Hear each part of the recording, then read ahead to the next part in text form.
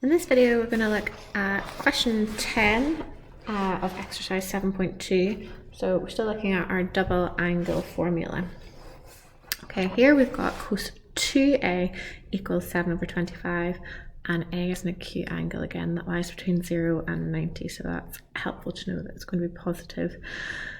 Slightly unusual this one because we've got cos of 2a equals this rather than your acute angle that we're talking about. So we're not going to go straight into a right angle triangle, we're going to use our formula.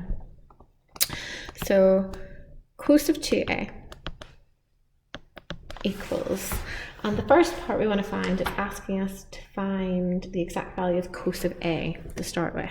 So if you look at your formula list and you're choosing which one, let's use the one with cos only. Let's see if that will help us. So 2 cos squared a minus 1.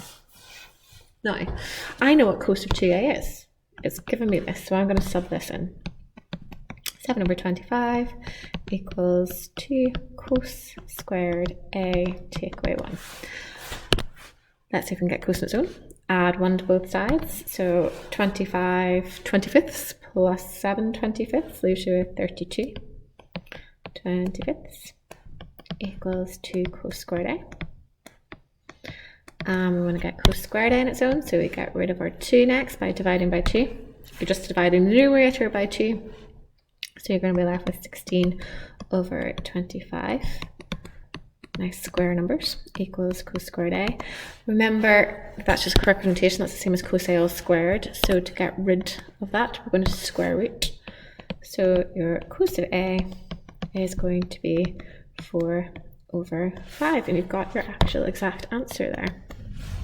It's not going to be plus or minus because we know it's an acute angle and therefore it will be positive. We can now find our part B. So part B is asking us for sine of a. We can just draw our right angle triangle for this one.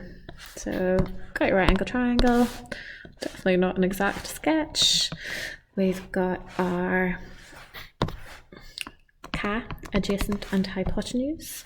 So if we let this be our angle A, opposite, adjacent, hypotenuse.